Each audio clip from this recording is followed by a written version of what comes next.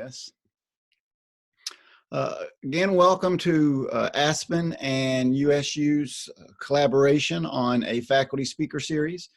This first series is delivered by Dr. Casey Reason, who's an Aspen University School of Education faculty member. And this is part 2. So a couple of weeks ago, Casey presented an introduction to his book and the idea of this anywhere, anytime classroom, and how really the evolution through sort of education over time and how, you know, digital learning and so forth has become a lot more popular and prevalent. And now with the whole pandemic, you know, it sort of elevates hybrid and alternative learning paths as innovations right now. So Casey talked about that last time. He's going to be today talking about an extension of that, and he'll have 3 more speaker sessions in this series, webinars, and then we'll move into a second series by a USU faculty member, and Dan Shadi is his name. He'll talk about the impact of COVID on our economy and so forth. So it's interesting how our pandemic just, you know, is so pervasive in everything we do that it just impacts, you know, any of our disciplines. Luckily, there's a vaccine out, so that's a good thing. So Casey, I think I'm ready to turn it over to you. I figured it out correctly this time, so I'll do it right, I promise. I learned from last time not to have so many things open on my screen. Can you hear me okay, Kevin? I can hear you fine, Casey. I think you're in control. Well, listen, I do like being in control of the setting here. I've muted my phone. I apologize if my phone just blew up, but thanks everybody for being here. Let me share my screen and we will get started. And for those that are back again, thank you. It's really good to be here with you again. And again, now the part 2 of this series is the planning process, and digitally enhanced learning is ultimately what we're talking about. If you were here last time, you remember that in 2018, I published this book and I call it Creating the Anywhere, Anytime Classroom. And we had no idea that obviously the pandemic was coming, but it was built for K-12, but also and for university settings, for getting them ready for situations where we had to share learning at a distance. Obviously, we've been doing that for, you know, for 30 years now, arguably, and certainly 15 or 20 years pretty actively. But interestingly, there was a lack of a published material about how to do it really, really well. There are majors today in instructional design, but the actual art of bringing learning to a digital learning space, it was missing. So anyway, we created a book about that, and obviously that took on a different shape in the last 6 months. And I have a company called Creating the Anywhere, or Anywhere Anytime Learning, rather, and it's something that I hope you follow on Facebook and join us again online. Again, if we have questions also at the end, Kevin has been awesome about sharing my intel, and I've gotten some good questions in our last time together. So what are we going to do this time? I know that last time we talked about the essential elements of synchronous, cybersynchronous, and asynchronous learning. And then today we're going to talk about, well, how do we use team planning to actually improve on that objective? And ultimately, how do we leverage the generational differences that are very real out there into a point where we can advance the application of distance learning? So that's ultimately the goal for today. So in bringing, guys, what you probably noticed recently in going live is that we've had a chance to bring a bit of ourselves to our learning spaces. I share this because this is what one of the options could be. I could be walking on my portable desk here, my treadmill desk, which is right here to my left, stage right, I guess. But to my left here is my desk, because it is there for me to I can walk and I can use my technology at the same time. And I share that with you because, as I mentioned last time, it's good to share ourselves in our learning space thoughtfully. We have to be careful, but we're also bringing the outside world into our lives. And so you have to be conscious of that. I now have to think about what my background is. I'm not thrilled with my background the way it currently is when I project. And so you have to be conscious of those things today. So I want to begin though with a little bit of a fun discussion about something that, and I think my chat boxes still can be utilized here. Yep, there's my chat box. I can see it. I want to jump in and do my use our chat box together. So if everyone can find their chat box and say hello in the chat box all at once. Can we do that so we know it works? I'll start. All right, hello from Georgia. All right, Sherry, thank you. Joe, thank you. All right, we got K Thrash in the house. Linda's there. All right, good. So we've got people saying hello, and I appreciate it. On a scale of 1 to 10, how is the weather today in your area?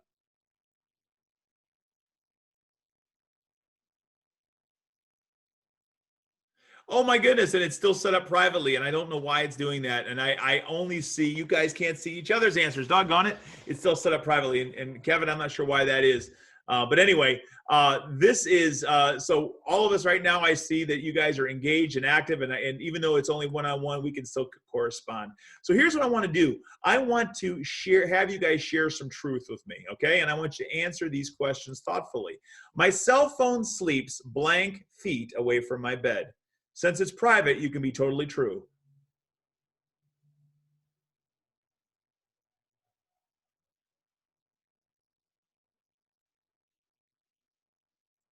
All right, you guys can't see it, but I see 1 foot, 10 feet, 50 feet, 20 feet on silent, all right, but 10 feet away. So different sensibilities for where your phone sleeps at night. I put my cell phone to sleep blank minutes before I go to bed.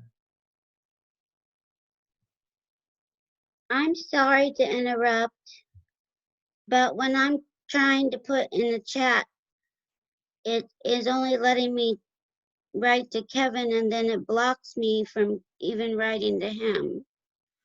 Well, that's not very friendly of it, is it? So I apologize for that. I'm not sure why that would be.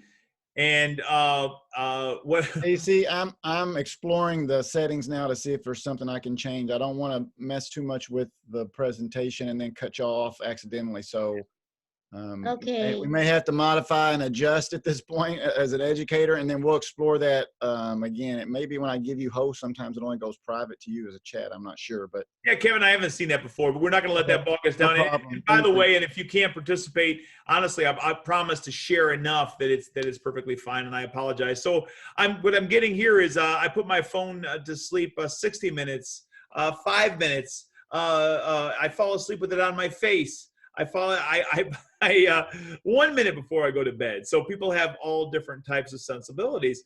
I look at my cell phone blank minutes after I wake up. I look at my cell phone, 30 seconds after I wake up, 1 minute after I wake up, 60 minutes. I have immediately 1 minute, 2 minutes, 30 minutes, 60 minutes. Philip waits 60 minutes before actively engaging and participating. Philip, are you in a position where you could unmute and tell us why you do that? Well, I mean, it's just my routine. I have other things I do first. You know, I always shower and make breakfast before I ever look at it. So is there a method to your, I won't call it madness, is there a method? What do you get out of waiting? Well, I don't know if this is a conscious decision I've made, but I never take my phone off silent mode. I just leave it on the buzzer all the time, and that lets me ignore it a little more easily. All right, that makes sense. With someone else on the other end of the continuum, who literally, I see Patricia, you said immediately, I don't know if you or someone can speak, but would someone like to tell us why you can't possibly go for like even 30 seconds without looking at your phone when you wake up? Hi, Casey. This is Patricia from Georgia. Well, one of the reasons that I look at it immediately is because I know that I have students that are working through the night. And so I want to be able to respond as quickly as I can to them about issues that they may have, because they're trying to get their work done and get their assignments in. So I do that, and I answer while I'm sipping my coffee. Well, I like that. And so you understand that you got real responsibilities, and getting up and getting going is great. In some ways, you know, you can build, it sounds like Patricia's building real momentum by doing that. But I want to talk to you a little bit about what some of the other implications are. So does anyone else have a radically different reason for why they either wait or hurry up than what you've heard? And if you are, you can speak up. So hearing none, here's what I'm going to say. So what I'm going to suggest to you is that we have rhythms and we have patterns, and those rhythms and patterns and how technology, this is a piece of technology, the intercourse with our learning systems, it has an impact on how we work and how we think and how we move. And so these are they may sound like little differences, but they're distinctions that make a difference. So for example, I've had people in my life who love me very much, who said, you know what, a person in particular I'm thinking of, and she said, you are not allowed to bring that phone or your laptop or your iPad into any place where we're going to rest, because the bedroom is a place for recuperation and relaxation and disconnect. Your brain will not be as clear the next day if you don't give yourself some rest. I tend to be a hard driver. So, and I've heard this other times, but parking your phone away allows you to get some rest. In fact, if you hold your phone up right now and look at it, and I'll aim it at my screen here and so you can see, but if you look at the light that's in your phone, I'll give you a multiple choice. That light is designed to soothe you, to help you get some sleep at night, to help you, when you look at it at night, to go to sleep. That's choice A. Choice B is that the tech wizards have decided that they have built a light behind the screen of your phone that's designed to emulate the sun, so that when it hits your eye, your brain thinks it's morning, and you wake up and you keep scrolling and you keep using your apps, and all of a sudden you're wide awake. Well, if you chose B, you were right. That's exactly how cell phones work. That's how the lights work on a cell phone. And it's really important for you to know and understand that. So why is that important? Because we have a sleep problem in this culture. People are not sleeping very well. And part of the reason is because of what we've done with technology. So if you want to sleep better and be a little more creative, put your phone to sleep before you go to bed and give yourself an hour. Read a book, listen to some music, connect with somebody that you love, but don't be on your device going to bed. And again, not bringing your device in the bedroom is a really good thing. I don't have a TV in my bedroom anymore because I don't want more electronics in my life. It's around me all day long. So you wake up in the morning and you look at your cell phone right away. Well, here's what I want to teach you about our brains that relates to what we're going to be doing later on. Your brain ultimately at night dreams. And the reason you dream is because your brain's going through a process of consolidation. It helps to build your creativity. It allows you to become more dynamically expressive. So like right now, for example, you may forget my name, but I hope that emotionally, some of the stuff that we experience, you'll remember it tonight. And while you're dreaming, you'll sort it out and you'll say, don't need to remember his name. He told us his book. Don't even need to know that. But I'm going to remember this. I'm going to remember that. And your brain literally sorts out what you need to remember and what you don't need to remember. Your brain then reconstructs things when it needs to. So your brain is doing that all night long. And when you wake up in the morning, it is the most pristine time to talk to your brain in the first 5 or 10 minutes of your day. I keep a notepad by my bed because when I wake up in the morning, I have a report from my brain every day. It's like I've trained myself. Most of the time, there's nothing very creative that blows out onto the page from what I've experienced. Like, oh my God, look at this amazing thing that happened. And sometimes that does happen, but many times it's just a list of things that you remember. But the fact is, every morning your brain is ready to do that. If you immediately jump on your phone and follow the latest tweet, the latest cable news firestorm, you've immediately siphoned all your distraction away and you didn't take advantage of a night of rest and consolidation from your brain. So again, why do I share that? Guys, it's not about the device. You know, distance learning isn't about the device. Distance learning is designed to give you tools to use this amazing thing that's in your brain and those that you connect with. But we've got to connect with each other in a way that's commensurate with how our brain works, in a way that makes us more creative and more innovative. And I promise you, if you go to bed at night, give yourself an hour at night without your device, you sleep soundly and you'll sleep better, and you get up in the morning and you wait 15 minutes and write a few notes on something paper that doesn't, more technology. There isn't anybody that hasn't tried that didn't tell me in days and weeks later, oh my goodness, that made such a difference in my ability to be creative. So again, that's a long way around sharing with you, technology is a wonderful tool. And these devices and this intercourse with all of these learning systems is amazing, but it has to serve brain function first and foremost.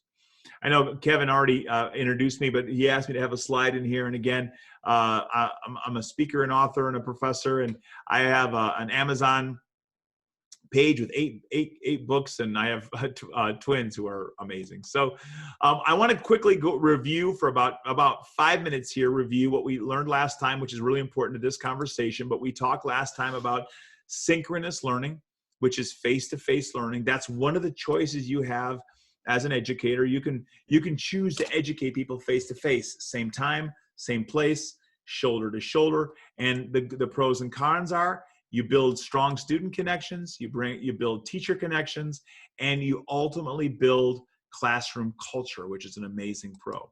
The con is it's tough when you're face-to-face to see the work of the entire class, and it's hard for slow retrievers to participate, and ultimately you're impacted by social status and proximity. So if you're in class in graduate school with somebody who is a bully, who demeans people, is physically intimidating for some reason, that would impact your learning, wouldn't it? So, but also the converse, if you get a chance to connect and learn with somebody positive, that can also help you to grow. So student to student, student to teacher, and those culture building concepts happen great with synchronous learning. And if you think about your favorite lesson of all time, if you're building it synchronously, you probably in your mind can imagine how that unfolds. Now, cyber-synchronous learning is learning that's happening just like what we're doing right here. It's in the same time, it's with the same group, but it's not in the same place.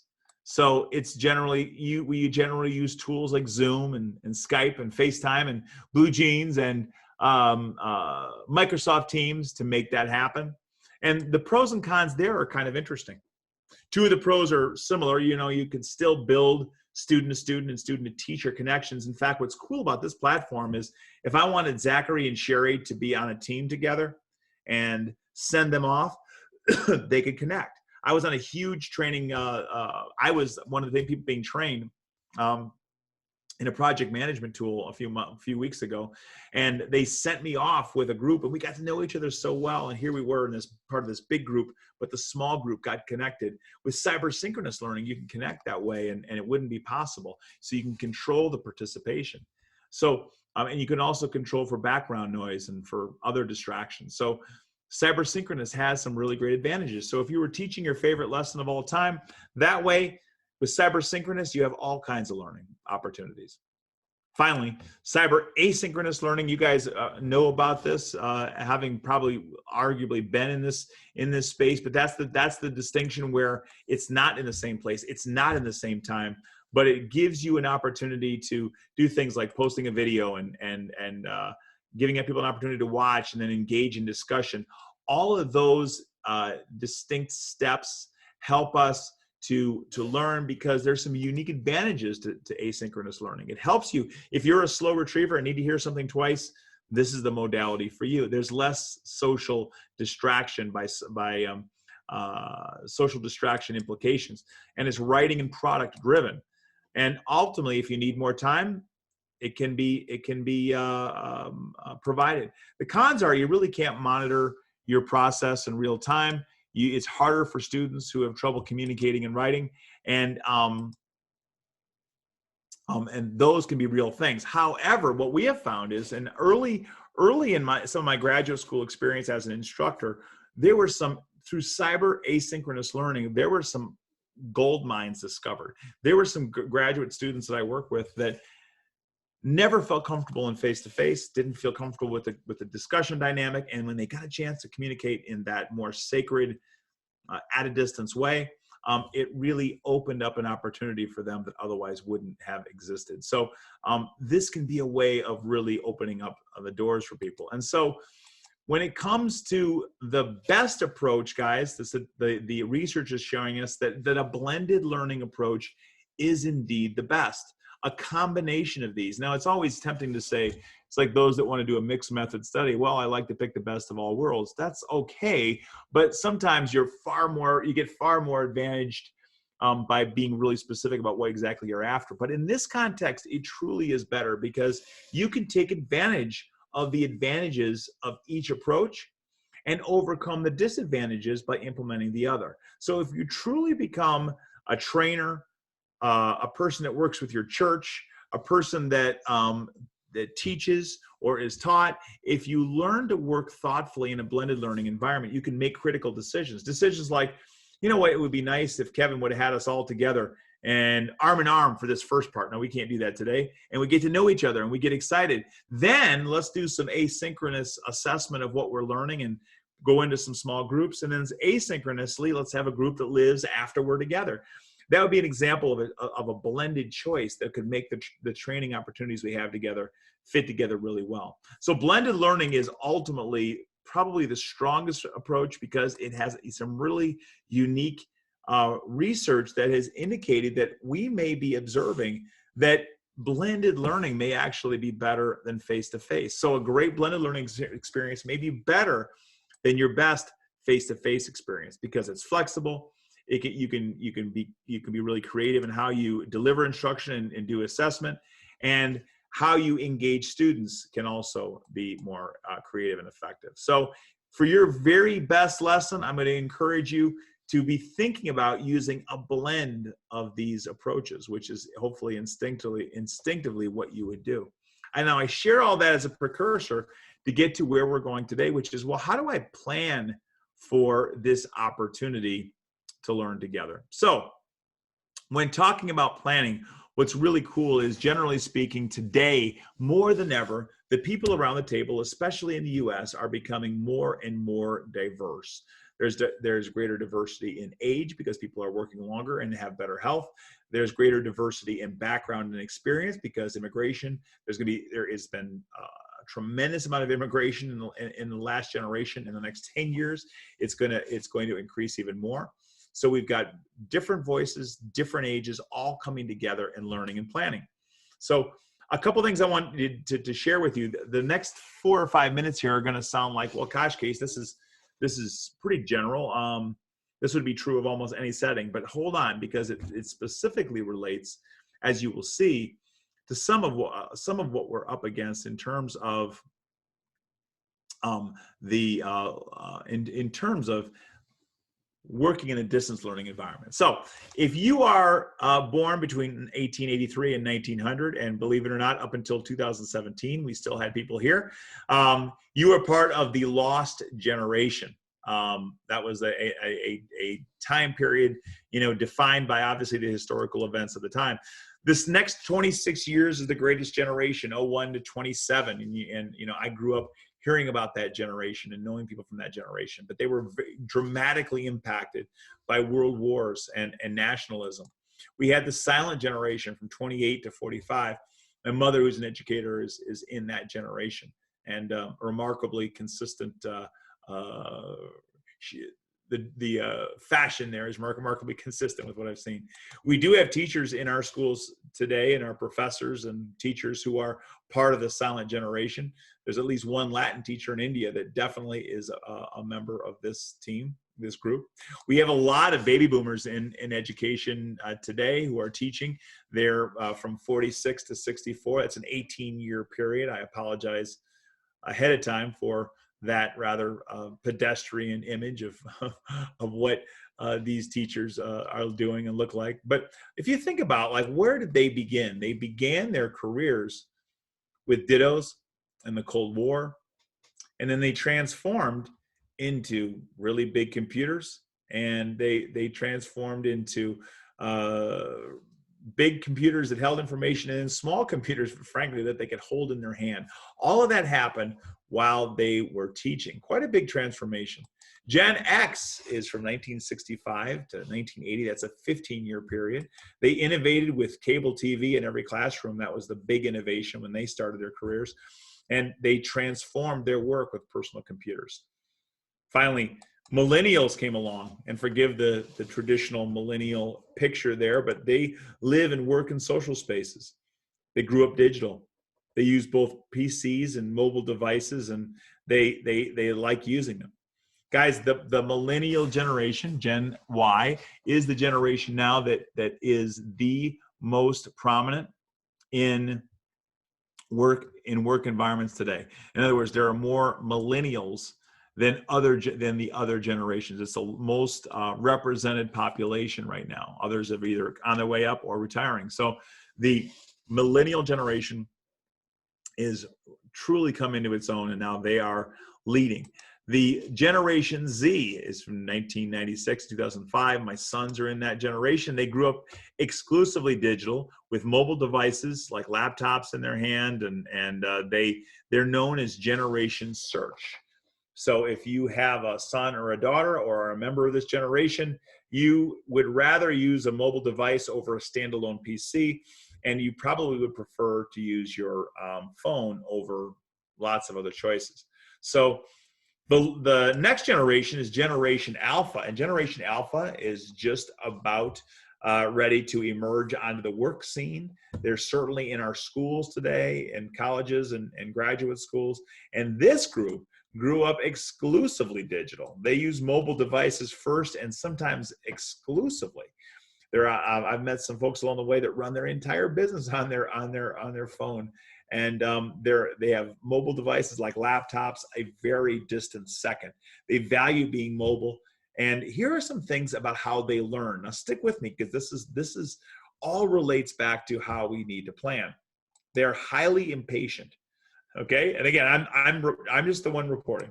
They're more racially diverse. They're more likely to live in urban areas. They're more mobile. They're more likely to be foreign born. And once again, they have short attention spans. Guys, I had a doctorate student who recently came to me and said they wanted to do a dissertation on basically why aren't these doggone kids today paying attention when we teach online.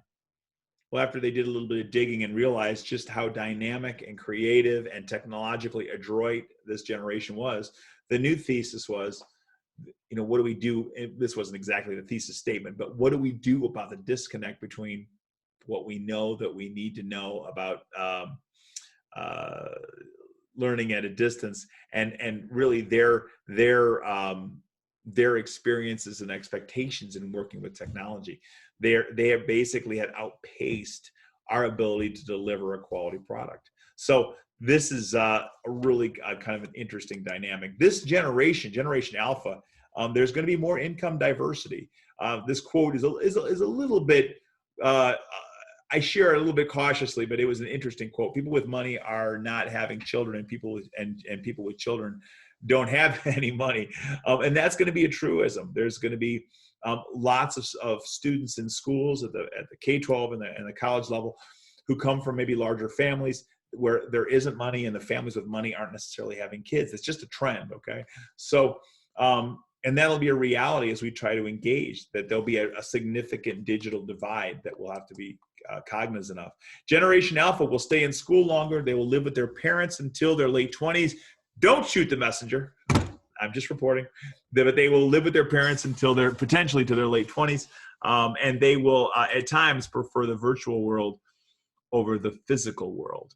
I know that right now I'm working with a company that is building some very extensive and exclusive VR capabilities, and they are really excited about what this possibility can look like. But what's amazing about it is, with this VR up and running, you could put on a set of an Oculus device and literally be transposed. If you've never done that yet, because of my training experience with this company, I've put on the Oculus, and literally you look around and you're in a boxing ring, and man, the person I was up against is a whole lot bigger than me, and you can literally be transformed. And so that's the world we're living in. Generation Alpha is exploring that. They're known as Generation Glass, and guys, we were the ones that handed them the iPads when they were little. And they learn continuously. They have all their interactive devices. If you want a good stock tip, invest in wearables. Not all wearable technology companies are going to make it, but there are going to be some that really grow. The wearable technologies, where your certain things that you wear tell you about yourself or about your garment or about the world around you. More and more wearables are going to be cropping up in new and unique ways. But that's going to be Generation Alpha leading the way on that. And there will be an unprecedented rise in the creative class. They will be doing the gig economy, and they have to be creative. So those that are young are going to be desirous of creativity, desirous of learning, and desiring massive amounts of exchanges. Millennials, for example, to go back even a generation or two, is the millennials actually, when they make a decision about something to purchase something, they will consult 7 people, and 5 of them might not even be in the United States, and they usually don't know any of them. They'll just consult in the ether. So the thinking and the delivering is very different. Generation Beta is coming next. I don't know a lot about them, but all I know is that whoever studies Generation Beta, I'll be there to listen. I may be done listening. I'll be maybe done presenting all this by then. But what does all this mean? Is that millennials are the working majority. There's unprecedented demand for working online and creating. That boomers, Xers, millennials, and Z and Gen Alpha are all working in the same place at the same time. So let me ask you this question. I've delivered a lot at you. So if we're living in a world today where all these different generations are asked to plan together and work together, boomers, Xers, millennials, Z, Alpha, with all of them working together under this auspices, I have a question. How do all of these different perspectives make working together harder? We got a small group today, guys. Does anybody want to offer maybe a perspective? How does having all of these alternative perspectives, how does that make it harder to come together and plan?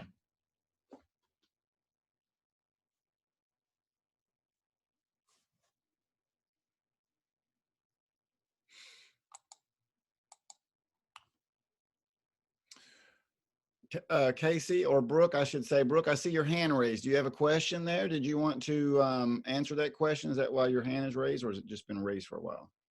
Oh, that was me when I wasn't able to share in the chat, but I figured out how to do that now, Kevin, but thank you. Yeah. So Casey, I'll sort of shoot a stab at this right here. I think the differences in the generations sometimes have to do with either what I would call skill set or patience. So for example, the younger generations don't tolerate my lack of knowledge with technology. and so these types of interactions in a work environment, you can see where it could almost be combative sometimes, or you get a newer generation that looks at the older generation and actually looks down on them because they're not as technologically advanced, and therefore you get ageism and other kinds of types of things going on inside of teams. So that would be my guess. Well, I think that's very, very true. And that would make it harder. Does anybody else have any? I see the need for culturally responsive interaction. I see that's true, Brooke. I see Joe saying training needs to be done. Absolutely. Patience and understanding. It does make it harder. But what we're also discovering, guys, is those differences actually can make working together easier. Here's an interesting data point that maybe you already know, but the research is pretty clear that heterogeneous groups, similarly yoked in terms of ability, outperform homogeneous groups. So if several of us on this call look a lot alike, of the same age, maybe from the same general parts of the world originally, we come together and we think, well, we can overcome a lot of disconnect because we may be very similar.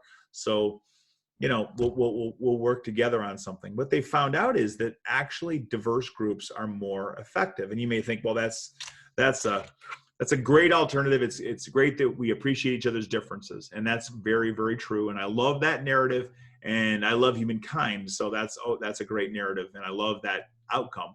But even if you didn't like people, and I'm saying that smilingly, if you didn't like people, you're still better off getting different perspectives working together, because what happens is when you come together from different perspectives, you're challenged in trying to understand one another. If you're with somebody who has from a different culture, a different age, a different time, a different perspective, you have to challenge yourself to understand, to hear, to be heard. When they're teasing Kevin about his technology, you know what? He's got some other stuff to offer that they don't have. So what's cool about all that is that with different perspectives becomes different understanding, and it forces you to grow in better ways. And the research is clear. Diverse groups are more effective. So here's what's exciting. Because the way the generations have fallen, we are living in a time when it's very rare when you have this many generations all working together at the same time. Technology has sort of exacerbated those hiccups between generations, and so there's been shorter gaps. So we have a very unique and short time where a multitude of generations can still work together and share with one another. So what's the message from that? If we're learning to plan and take advantage of really to teach and learn and train and come together online and innovate, one of the real advantages we have is our differences. So seek out groups that are different. Seek it out, make it mandatory that we have diversity within our teams. That will make working together easier. We cannot be static. We have to keep changing. We have to work together if we're going to remain current. And obviously teaching online, if we don't do that, our work will become antiquated, as antiquated as notepads and typewriters. So all of that to say, it's really, really important that when we plan, the first step in this planning process is having a diverse team.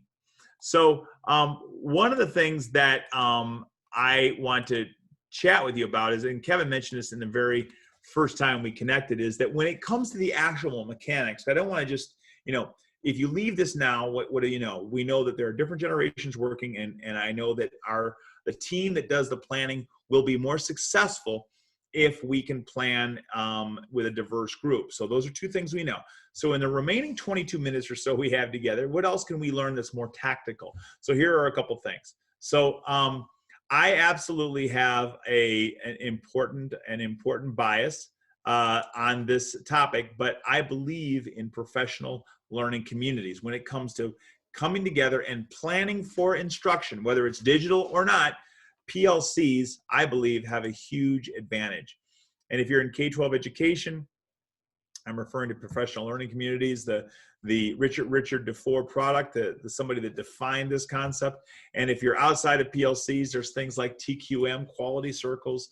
But for many decades now, we have been revolving our thinking around the importance of having a deeply collaborative groups that make decisions about about our work objectives. And in this case, it's about what we teach. And so what we need to do in planning to teach in a distance is use what we know about PLCs.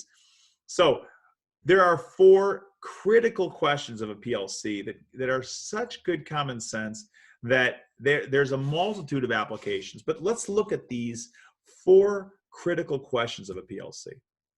So here's what you have to ask. If you have a PLC, we want to ask, what do we want our students to know and be able to do? What or how will we know if our students are learning?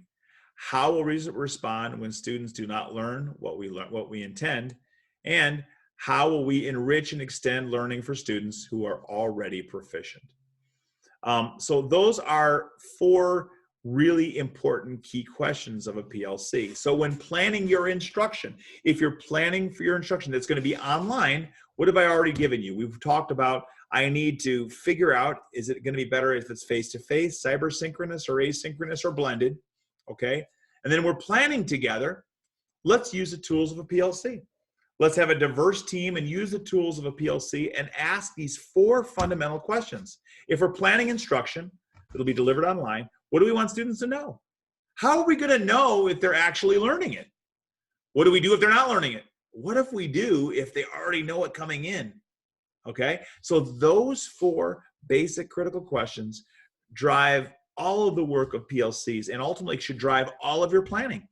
If you want to know what to plan next and what to put quote unquote online, these 4 questions will define that.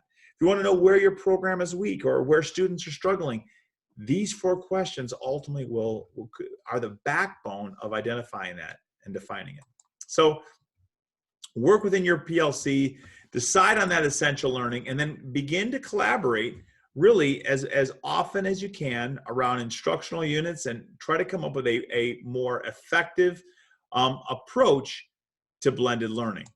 And so ultimately, guys, what we're really talking about here in putting this together is that you need to have a planning process with diverse folks. And I already kind of gave this illustration of, are we going to be synchronous? Are we going to be cyber synchronous? Is it going to be asynchronous? What do we want students to know? How are we going to know when they know it? And how are we going to intervene if they don't? Or how are we going to extend it if they're already ready? So through the guise of this PLC process and through the guise of the PLC process and through the prism of either being synchronous, cyber synchronous, asynchronous, or blended, we have another level of engagement or attachment that really allows us to again approach the planning process in a much more thoughtful way. So ultimately, again, what does it allow us to do? Sort of in conclusion, what the planning process and planning for instruction, it allows us to identify, collaboratively develop strategic formative assessments. We can come up with a blended learning approach. We can actually come up with strategic approaches for intervening, and we can come up with really a much better way of making decisions about the instructional plans that we ultimately have. So guys, what I kind of shared a lot with you here in a short period of time, and Kevin wanted me to make sure that I left some time for questions. So I'm going to do that. So in a second, I'm going to ask you to share some dialogue time with me about just those 2 basic elements. The basic prism of synchronous, cyber synchronous, and asynchronous and blended learning, and then the PLC process of the 4 major questions that would define a PLC process, and then using that together with a diverse team to plan your instruction. That's the blueprint, that's the format for what you're going to do. But before we do, I want to give you one more just a little bit of an activity that I promise will take about 5 minutes, that still give us about 10 minutes to ask and answer questions per Kevin's request. But I want you to try something here, and I want you to do this right along with me. So you can see how this woman is seated, and I like this picture for a lot of reasons, because it illustrates exactly how I kind of want you to sit. So I'm going to turn my camera off, and I'm going to try to do this as well. You don't have to do this with the camera on, but if you want to show, or you want to have your head down for just a moment, and I want you can roll your shoulders forward in a similar kind of position. So if you're able to do this, please do. And then I'm going to ask you to think about something that I will not ask you to talk about. I will not ask you in any way to reveal anything uncomfortable. Of course, you never would have to, but I'm going to ask you to think about something difficult. I want you to think quietly, without me talking in your ear, leaning forward, looking like her. I want you leaning forward and thinking about a challenge that you haven't quite figured out, something that you've been struggling with that you haven't quite figured out, that you need to figure out, and you just aren't quite there. Okay? So I'm going to get quiet. I'm going to give you 60 seconds. Think about that challenge, and then I have something that I'm going to have you do very specifically in exactly 60 seconds. Go.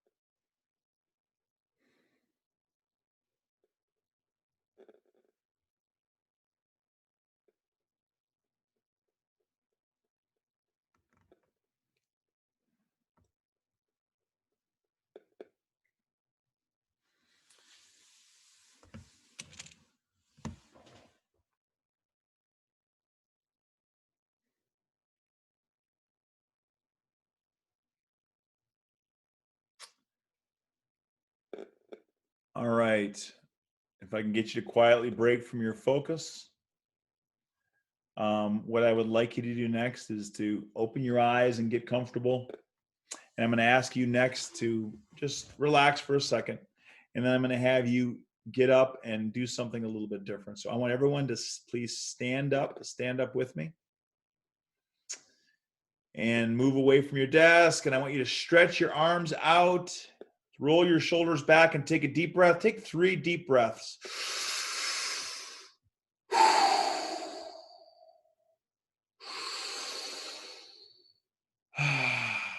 Take another more deep breath. One more really deep breath, and feel good with your shoulders back, standing up. Now you can say this with me, because remember, you're being private right now. You don't have to look around, but stay standing for 1 second.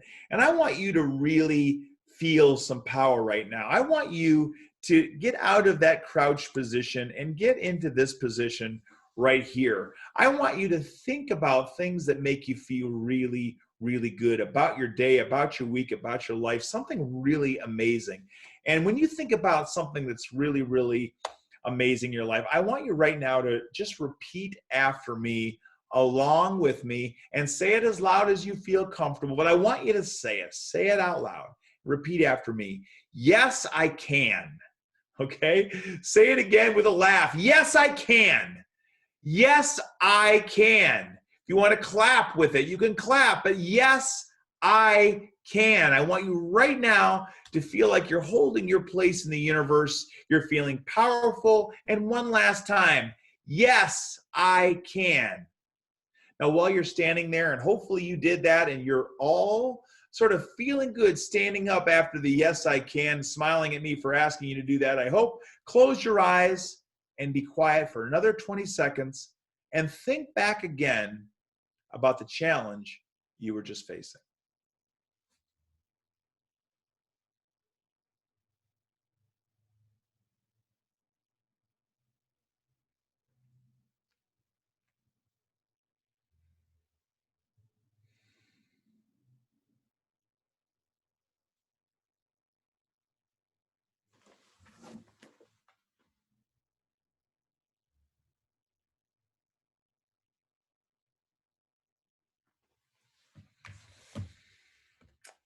All right, guys.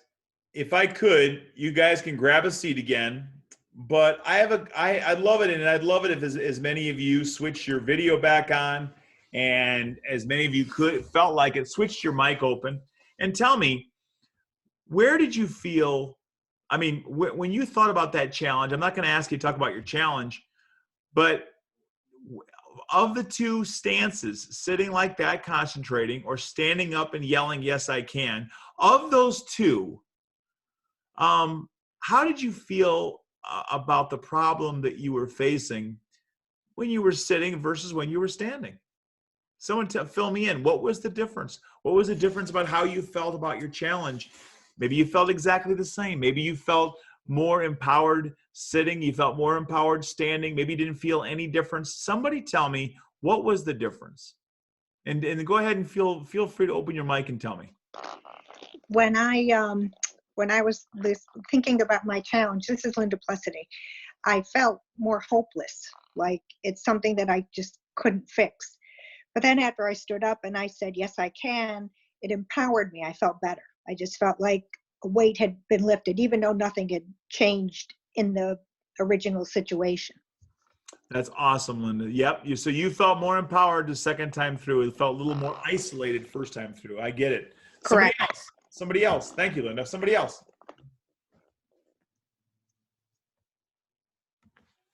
I felt the same way as Linda did, but when I stood up and you said to smile and laugh, I just felt like this sense of relief come through my body, like, oh my God, I can do that. And I just started laughing, and I felt like so happy in that very moment. Just feel let go. Jerry, getting up and moving your energy is so powerful. You know, the last thing I would tell you to do is, if after a long day and you're grinding away at emails and you're getting mad about something, that what you should do is get up and move around, because generally speaking, you come back to it, you feel differently about that message. If you have a very angry text to send late at night, write it to your notes and get up in the morning, move your body and see if you still want to send it. Because many times you feel differently in the morning. After you've moved your energy, things are different. Anybody else? One more example of where's the power, where you felt different. Did you feel better sitting or standing? What was the difference of your experience? One more person, please, at least. This is Brooke. I think it's a definitely when standing, there's an energy shift, but also your perspective changes.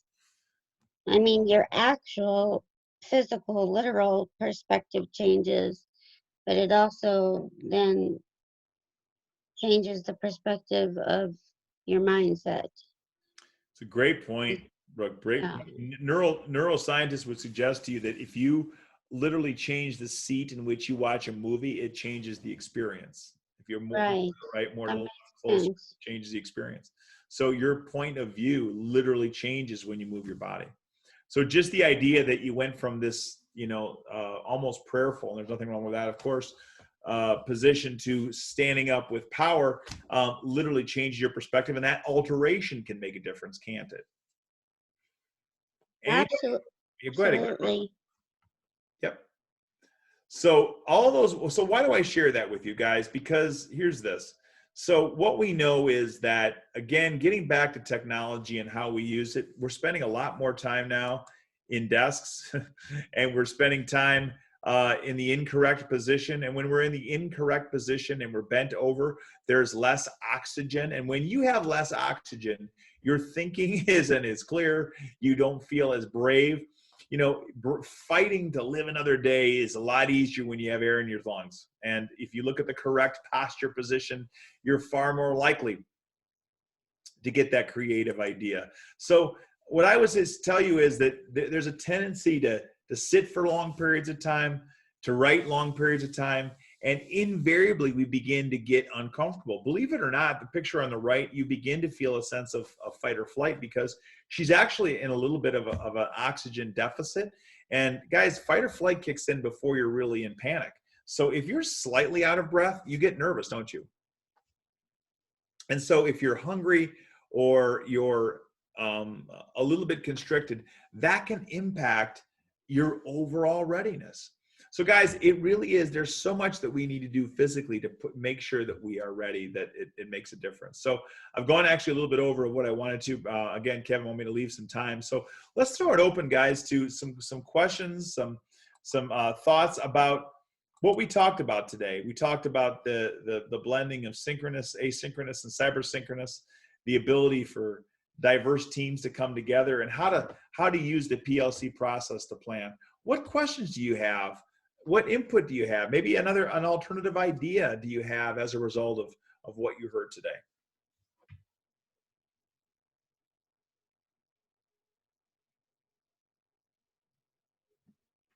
I have a question, Casey. First of all, thank you for weaving together this concept of using your collaborative team members, and more importantly, using collaborative team members that cut across many generations, so you can have all that diversity and skill set into your team, because they'll bring different perspectives from their generation in terms of student learning. But at the same time, using that PLC, the professional learning community, to be able to plan together, to be able to generate ideas. My question for you is, in many of programs nowadays, a lot of the online content is standardized, and so there isn't really curriculum or lessons often that faculty teach, especially in higher ed. We do know some programs like our pre-licensure program, for our nursing undergraduate, it does have a blended like model. There are times when they come to campus and do their labs and their clinicals out in the hospitals, and there's times when they're doing online learning, and there's times when they are doing right now, also because of COVID, the cyber synchronous, webinars like we're doing now. So how do instructors who work in those kinds of environments that maybe don't have the flexibility to go and create the lesson utilize these kinds of techniques? So that's a great question, and I've facilitated some of that work in the past. So this isn't just conjecture. So if because many even K-12 teachers, they may say, well, I get to pick what I teach, but they really don't, because the curriculum has become so mandated, right? Even if it isn't preloaded into their course room, it's mandated. And here's the deal, what we teach may be relatively static, but how we teach it and then how we respond when students either learn or don't learn or are ready to learn and ready to be advanced, responding to that we'll never standardize that, because it's always going to be up to the people we teach. So, the time you spend together may not be about what we teach, but it may very well be you're on overtime about what we do to intervene. What do we do to better assess? What can we do to share best practices? So, for example, at higher ed distance learning institutions I've been part of in the past, if you want to use the PLC process, if the curriculum is already in place, you have teams come together of people who teach the same thing, and they share best practice about, well, what do we do when we have students who are struggling with this, when they struggle with APA, when they struggle with writing, and they share resources, and they literally take the best of best practice from each participant, and they come away with new ideas and understanding. So I would say, Kevin, that would be a really good and strategic way of dealing with the pleasure of having your curriculum, frankly, already provided. Oh, if I could just add, this is Brooke again. Brandy, and I think she's here. Yeah, Brandy and I both teach composition. And so we do get the chance to email one another.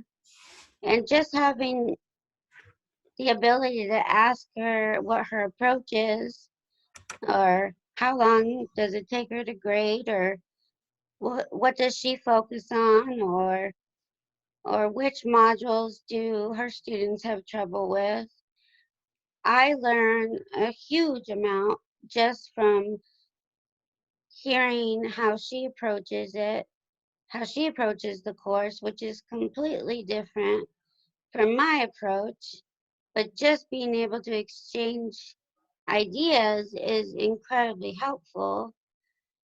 It would be amazing if we were able to set up the ability to, on occasion, visit another instructor's virtual classroom.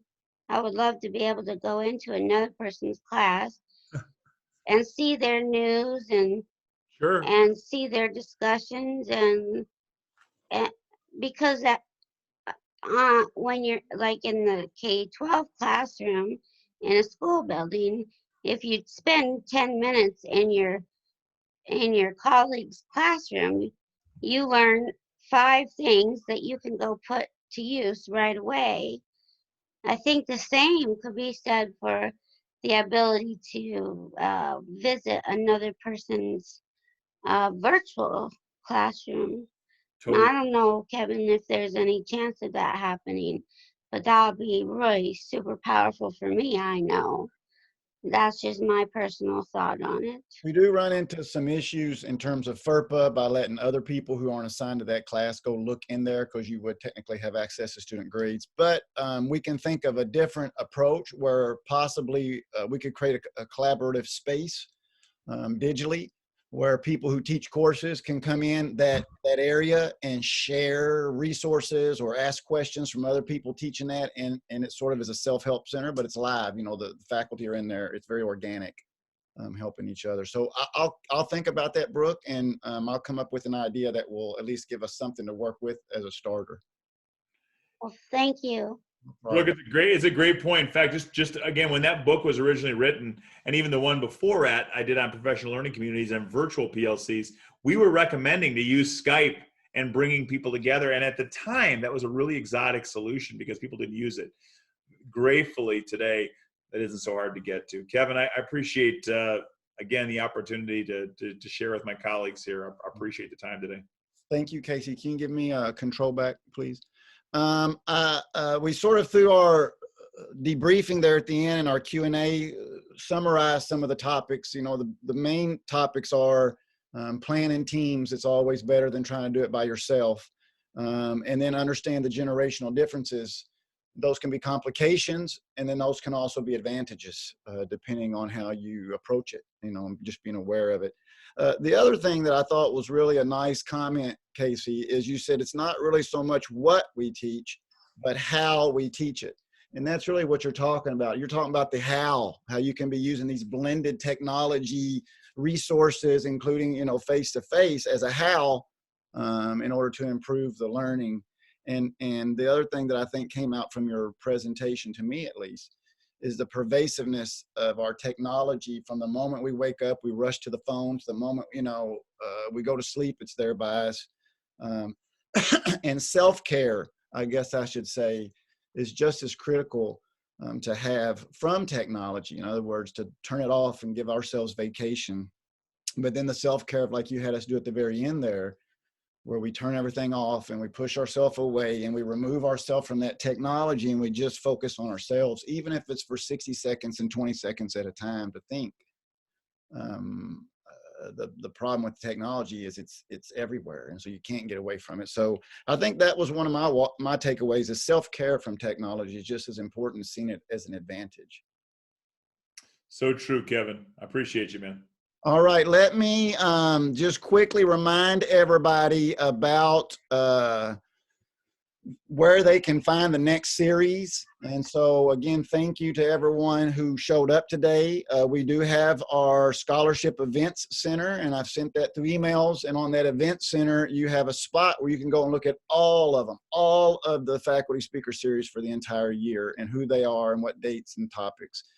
Casey's next one will be in January, about a month from now. The holidays are coming up, and so we're going to give everybody a chance to just kind of focus on that and just maybe reflect on what a horrible sort of year 2020 was, and then give us a nice fresh start in 2021. So I'll send out communication about that, but you can always find that here again right on the scholarship website. And if you want to go to the speaker series, you just go up there to the right. And on here, you'll see all of the direct Zoom links. I'll provide more stuff down here for the other meetings as they approach, but here's Casey's right now, and I'll load the recording from today. I also will send a recording around after this to everyone. And for those of you who attended, if you want a professional development 1-hour seat time credit, just let me know in the email and I'll send that to you. Otherwise, you'll have a good rest of your day, and we hope to see you at the next meeting. Take care. Thanks, Kevin.